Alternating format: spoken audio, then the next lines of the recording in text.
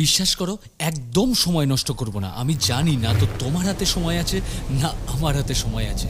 মাত্র 1 মিনিট, এই 1 মিনিটেই দেখা যাক না নতুন কি শেখা যায়, নতুন কি ইনফরমেশন পেলাম। চারদিকে কত কিছু তো ঘটছে এই ওয়ার্ল্ডে। দেখি এখন কি জানা যায়।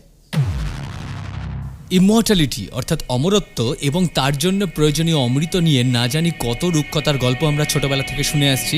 ঠিক সেই রকমই একটা ঘটনা ঘটল চীনের হেনান প্রদেশে। সেখানে মার্চ 2019-এ আর্কিওলজিস্টরা খুঁজে বার করলেন 2000 বছর পুরনো একটা ব্রোঞ্জ পাত্র। কি আছে ওই পাত্রর ভিতরে? ওই পাত্রর ভিতরে রয়েছে 3.5 লিটারের একটা লিকুইড, যেটা কিনা ওয়েস্টার্ন হ্যান ডাইনাস্টির সম্পত্তি। তারা দাবি করেছিলেন এই লিকুইডটা হলো আসলে অমৃত, যার নাম এলিক্সির অফ ইমর্টালিটি। এটা খেলে নাকি মানুষ অমর হয়ে যায়। যদিও এই লিকুইডটা নিয়ে যখন বিজ্ঞানীরা গবেষণা করলেন তখন কেমিক্যাল কম্পোজিশন খুঁজে পাওয়া গেল পটাশিয়াম নাইট্রেট এবং অ্যালিউনাইট। আরেকটা মজা হলো, যদি এটা সত্যি অমরত্বের ক্ষমতা এনে দিতে পারে তাহলে এটা সমাধিতে একটা মৃতদেহের পাশে কেন পাওয়া গেল?